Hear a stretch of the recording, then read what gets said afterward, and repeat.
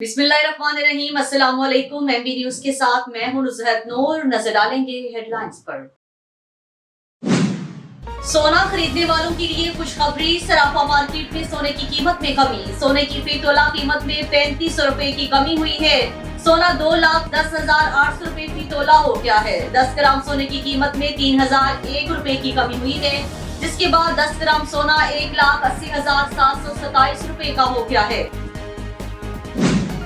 Election commission of Pakistan ने टांग और डेरा इस्माइल खान के 6 पोलिंग स्टेशन पर दोबारा पोलिंग का ऐलान कर दिया।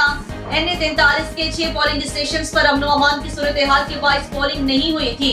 इलेक्शन कमीशन ने इन तमाम पोलिंग स्टेशन पर 17 फरवरी को दोबारा पोलिंग कराने का ऐलान कर दिया। घोटकी, कोहाट और खुशाब के मुतासरा पोलिंग स्टेशन पर भी कल दोबारा पोलिंग होगी।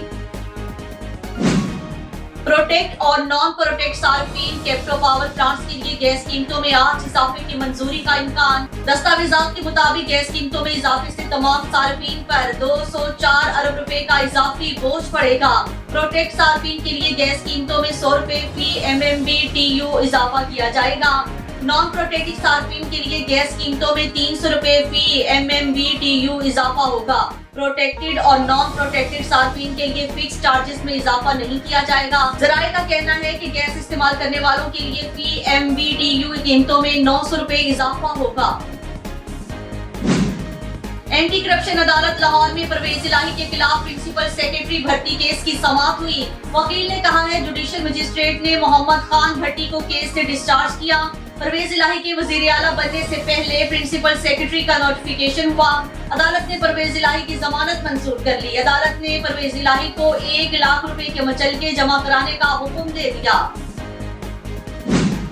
मुस्लिम लीग नून के कायद नवाज शरीफ ने वजीर आजम के लिए शहबाज शरीफ को नामजद कर दिया। समाजी राब्ते की वेबसाइट एक्स पर एक बयान में नून लीगी तर्जुमान मरियम औरंगजेब ने कहा है पार्टी कायद ने शहबाज शरीफ को वजीर आजम पाकिस्तान जबकि मरियम नवाज को वजीर आला पंजाब के ओहदे के लिए नामजद किया है। उन्होंने मजीद कहा है नवाज शरीफ ने अवाम, सियासी ताउन फराहम करने वाली जमातों और उनके कायदीन का शुक्रिया अदा किया है। नून लीग की तर्जुमान ने ये भी कहा है मुस्लिम लीग नून की क़यादत इन फैसलों के नतीजे में पाकिस्तान मुआशी खतरात और अवामी महंगाई से निजात पाएंगे।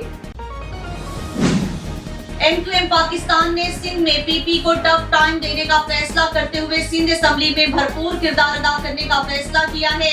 M2M जराये से दावा किया गया है कि M2M ने PP के खिलाफ मजबूत हिकमत अमली के लिए जल्द GDA की क़यादत के अलावा JUI से भी मुलाकात का फैसला किया है। जराये के मुताबिक सिंध में PP हुकूमत शहरी इलाकों के लिए फिर मसाइल और नाइंसाफी को जन्म देगी।